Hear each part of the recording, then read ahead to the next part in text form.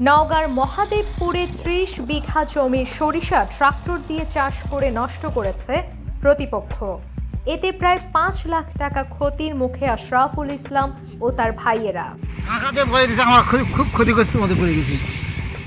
উপজেলার সগুনা গোপালপুর মাঠে চলতি মৌসুমে বিবাদমান ৩০ বিঘা জমিতে সরিষা চাষ করেন হজরত আলীর পুত্র আশরাফুল ইসলাম পুটি তার সহোদর ভাইয়েরা। তাদের দাবি আর মাত্র ১০ দিনের মধ্যেই সরিষা উত্তোলন করা যেত। প্রতি বিঘা জমি থেকে কমপক্ষে ৪ মণ হারে মোট ১২০ মণ সরিষা উৎপাদনের সম্ভাবনা ছিল, যার বাজার মূল্য প্রায় ৫ লক্ষ টাকা।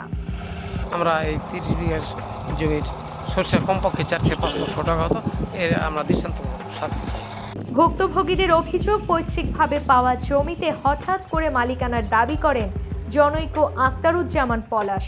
সেই থেকে বিবাদ এবং এর জের ধরে ভরা ফসলের মাঠে ট্রাক্টর চালানো হয়েছে বলে জানান ভুক্তভোগীরা। ৩০ বিঘা মোটামুটি শস্য বোনা আছে, সেই শস্যটা তারা ট্রাক্টর দিয়ে গত পরশুদিন মঙ্গলবার এই মনোমানিক 11:30টার দিকে এসে তারা চাষ করে দেয়। আমরা নগা গেলে এই ফাঁকা পায়ে চাষ করে দেয়।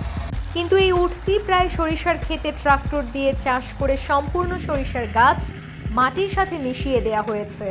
এদিকে ক্যামেরার সামনে অনায়াসে ফসল নষ্ট করার কথা স্বীকার করেন অভিযুক্তরা।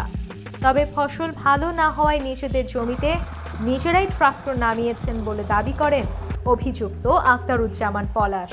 সরিষার গাছ উঠে ভালো হবে ভালো হবে ভালো হবে, এই অবস্থায় দেখি যে সরিষার আসলে ভালো হয়নি।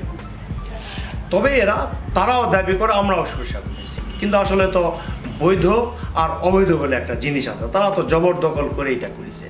আমি আমার জমিতে ফসল এটা বুনে দিয়েছিলাম। পরবর্তীতে যখন গাছগুলো এখানে সেখানে, আমার ছবিও আছে, এখানে সেখানে বিভিন্ন অবস্থায় লোকজন সবাই বলা বলি করতেছিল এই অবস্থায় আপনি ভালো সরিষা থেকে সুফল পাবেন না, তাহলে আপনি সরিষাটা মেরে দিয়ে ইরির চাষ করেন। আমি সেই মোতাবেক ওই ফসলগুলা নষ্ট করে দিয়ে আমি ইরিগেশনের প্রস্তুতি নিচ্ছি। বিবাদ যেমনই হোক, উত্তোলনের আগে আগে ফসলের জমিতে এমন কাজকে ন্যাক্কারজনক বলে মনে করেন স্থানীয়রা।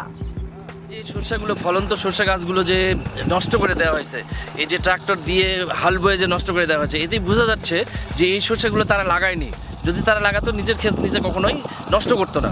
আর জমি জারি হোক, জমিনের বিরোধ থাকলে সেটা আইন আদালত রয়েছে, কিন্তু এই যে জাতীয় সম্পদের যে নষ্ট হলো, এটা যেই করে থাকেন কেন তাদের অবশ্যই শাস্তি হওয়া উচিত। আমাদের মাঠে এটা এই মাঠটা 64 বিঘা জমি আছে। এই 64 বিঘা জমির মধ্যে আমার 30 বিঘা জমি সরিষা বুনেছি। এই 30 বিঘা জমির সরিষা সমস্তটাই মাই দিয়েছে পলাশ। আমার জানা মতে এটা হচ্ছে হর্ষদ মেয়ের জমি। এর পরিপ্রেক্ষিতে এরা আবাদ খাত করে। এখন এই যে সরষা লাগাইছে, সরষাটা ক্ষতি করলো কে? এই সরষা প্রচুর ক্ষতি হয়েছে। এই সরষাটা ক্ষতি করা ভীষণ অন্যায় হচ্ছে। যদি তারা পায়ে থাকে বা কোনো কাগজ বলে তো সেটা বসে সলিউশন করা, তা না করে এই যে সরষা মারা, ওরা যদি লাগেই থাকে এইভাবে সরষা মারবে না, মারবে, তাহলে এই ক্ষতির শাস্তি হওয়া উচিত।